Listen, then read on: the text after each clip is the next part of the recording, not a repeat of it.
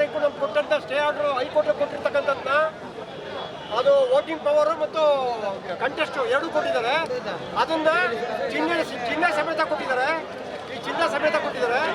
ಇವತ್ತು ವೋಟ್ ಮಾಡೋದಕ್ಕೆ ಜೇರ್ ಆರ್ಡರ್ ಆಗಿದೆ, ಇನ್ನು ಕೊಡಲಾಗ್ತಾರೆ. ಆ ಆರ್ಡರ್ನ ಹೈಕೋರ್ಟಿಂದ ನಾನು ಎಗನೆಸ್ಟ್ ಆರ್ಡರ್ ತಪ್ಪು ಮಾತ್ರ ನಾನು ಸಿಂಧು ಇಲ್ಲ, ಹೈಕೋರ್ಟ್ ಕೇಸ್ ನಂಬರ್ ಇದೆಲ್ಲ ಅದು ಹಾಕಿ ನೀವು ಆರ್ಡರ್ ತಂದಿರೋ ಸರಿ ಇಲ್ಲ, ನಾನು ಎಗನೆಸ್ಟ್ ಕೊಡ್ತೀನಿ.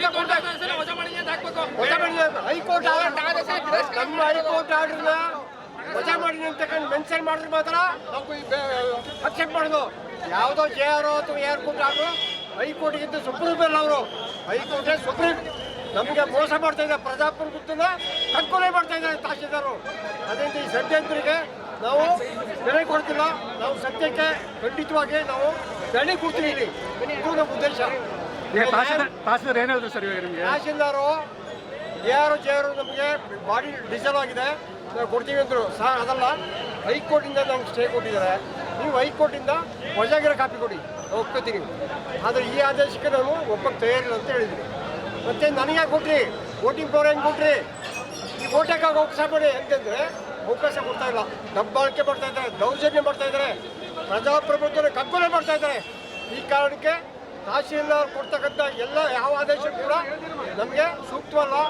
ಅವ್ರು ಒನ್ ಸೈಡ್ ಮಾಡ್ತಾ ಇದ್ದಾರೆ. ಪ್ರಜಾಪ್ರಭುತ್ವದಲ್ಲಿ ಅವ್ರು ನ್ಯಾಯ ಕೊಡಿಸ್ತಾ ಇಲ್ಲ, ಒನ್ ಸೈಡಾಗಿ ಕೆಲಸ ಮಾಡ್ತಾ ಇದ್ದಾರೆ. ಅದರಿಂದ ಈ ದಬ್ಬಾಳಿಕೆಗೆ ನಾವು ಜನಪರವಾಗಿರ್ತಕ್ಕಂಥದ್ದು ನ್ಯಾಯ ಸಿಗಬೇಕು ಅನ್ನೋದೇ ನಮ್ಮ ಉದ್ದೇಶ. ಮತದಾನಕ್ಕೆ ಒಂದು ವೇಳೆ ಅವಕಾಶ ಮಾಡ್ಕೊಂಡಿಲ್ಲ ಅಂದ್ರೆ ಏನು ಮಾಡ್ತೀರಿ?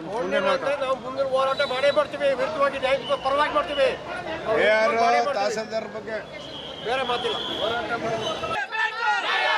ಹೈಕೋರ್ಟ್ ತೀರ್ಪನ್ನು ತಿರಸ್ಕರಿಸಿದಂತ ತಹಶೀಲ್ದಾರ್ಗೆ, ಹೈಕೋರ್ಟ್ ತೀರ್ಪನ್ನು ತಿರಸ್ಕರಿಸಿದ ತಹಶೀಲ್ದಾರ್ಗೆ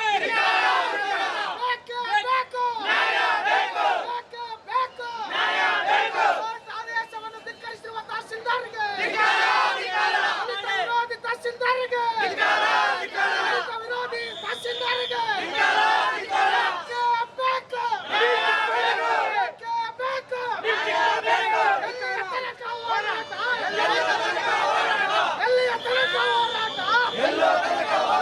ಕಳ್ಳಕಾಕರಿಗೆ ಸಪೋರ್ಟ್ ಮಾಡುತ್ತಿರುವ ತಹಶೀಲ್ದಾರ್ಗೆ ದಾರಿಯಲ್ಲಿ